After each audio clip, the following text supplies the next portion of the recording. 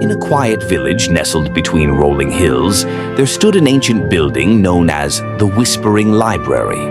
Unlike ordinary libraries, this one had no books on its shelves, only empty journals bound in leather of various colors. Maya, a young woman who had lost her sense of direction in life, wandered into the library one rainy afternoon. What kind of library has no books? This library doesn't lend stories, it collects them. Everyone who enters must write something in one of these journals before they leave. But I have no stories worth telling. Everyone has a story, the librarian replied, handing her a pen and a journal bound in blue leather. Just write honestly. Reluctantly, Maya wrote about her failures and disappointments, the career she couldn't maintain, the relationships that had fallen apart, the dreams that seemed increasingly distant. When finished, she returned the journal to the librarian, feeling somewhat embarrassed by her candor. Now, choose any journal from the shelves and read it. Maya selected a worn green journal and began reading.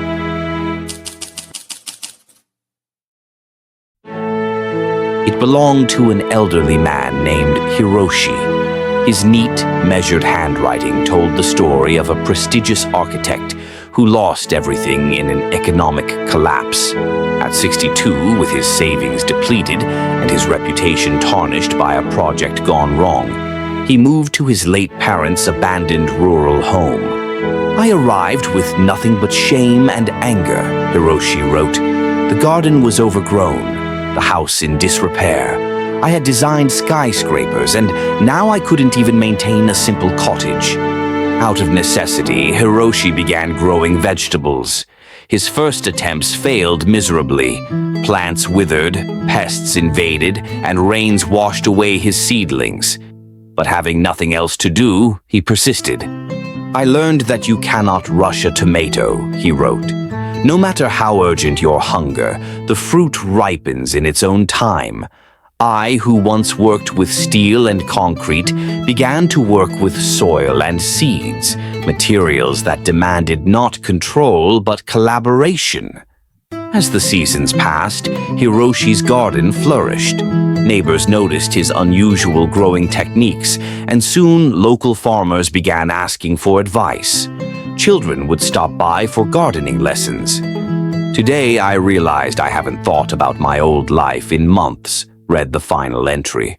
"The garden has taught me that new growth often requires complete destruction of what came before." Moved by Hiroshi's transformation, Maya reached for another journal.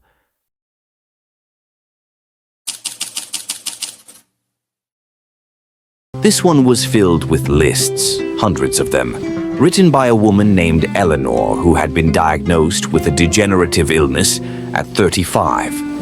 "Today's small joys," began each entry, followed by observations. "The perfect temperature of my morning tea, a child's laughter in the grocery store, the smell of rain on hot pavement, finding a forgotten $5 bill in my winter coat." Eleanor's early lists were interspersed with rage and fear. "I'm cataloging these moments because I'm terrified of forgetting them," she admitted. "The doctors say my condition will progress. I am building an archive of joy before it's too late." Eventually, they were completed in different handwriting. Her sisters, her nurses, her friends, who would ask her to dictate her daily joys. "Today's small joys," read the final entry in her sister's handwriting. "The warmth of sunlight through the window. The memory of swimming in the ocean as a child. The knowledge that my collection of small joys will outlive me. I came to the library thinking I would write my goodbye," Eleanor wrote in her conclusion. "Instead, I've created a map of what matters."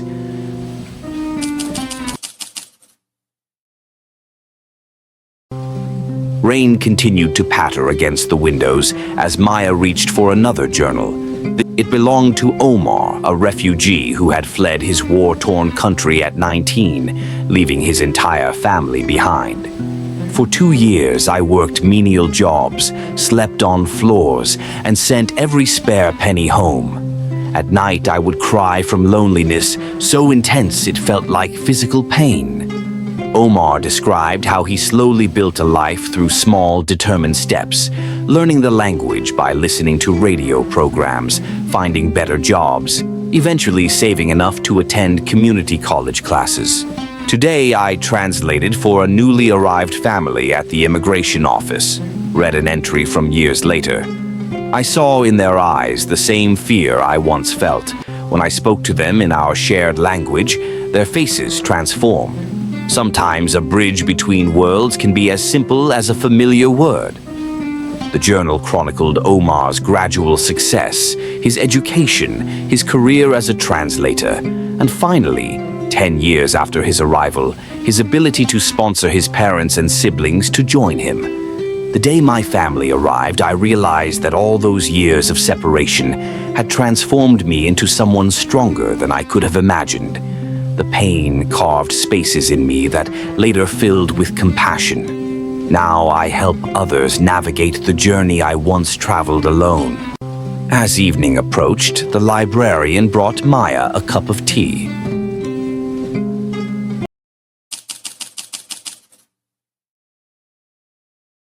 Maya chose a journal bound in purple leather, different from the others. It was a story still in progress. Written by a music teacher named Sophia, it described her dream of becoming a renowned composer. "I've been working on my symphony for 7 years," she wrote. "Twice I've scrapped everything and started over. My colleagues have released albums, won awards, moved on to prestigious positions. I remain stuck in the same teaching job, working on the same piece that refuses to be completed." Sophia's journal detailed her struggles with perfectionism, her near abandonment of music altogether, and her gradual realization that her symphony wasn't meant to be a destination, but a journey. "Today I played what I have so far for my students," read a recent entry. "I've always hidden my work, afraid of its imperfection. But these young musicians listened with such open hearts. Perhaps my symphony isn't meant to be finished. Perhaps its value lies in how it connects me to others." When Maya finally prepared to leave, the librarian asked, What did you learn? That my story isn't over. We're all writing our stories as we go, making sense of chaos, finding meaning in disappointment. Return whenever you wish to continue your story or read others. The only rule is honesty. Over the years, Maya returned many times to continue her journal. Her story evolved from one of confusion to one of purpose. Not because life became easier, but because she learned to find meaning in both her successes and failures. She wrote about how Hiroshi taught her patience. Eleanor showed her attention to small joys. Omar demonstrated resilience, and Sophia revealed the beauty of unfinished work. Eventually, Maya became the librarian herself, welcoming new visitors with the same words she had once heard. Everyone has a story. On particularly meaningful days, she would share specific journals with visitors who seemed to need them most. Hiroshi's story for those facing career setbacks, Eleanor's for those dealing with loss, Omar's for those feeling alone, Sophia's for perfectionists afraid to share their work. These aren't stories of people who had everything figured out. She would explain to newcomers. The whispering library continued to grow, shelf by shelf, story by story, a testament to the truth that resilience wasn't about avoiding pain or returning to who we were before hardship struck. It was about allowing ourselves to be transformed by our experiences, finding purpose in unexpected places, and connecting deeply with others along the way. Each life a single chapter in the ever-expanding book of human experience. And so the library whispered its wisdom to all who entered, that our individual stories are threads in a larger tapestry, that true wisdom comes not from having all the answers, but from embracing life's uncertainties with honesty and finding connection in our shared vulnerability. Now, tell me what's your story.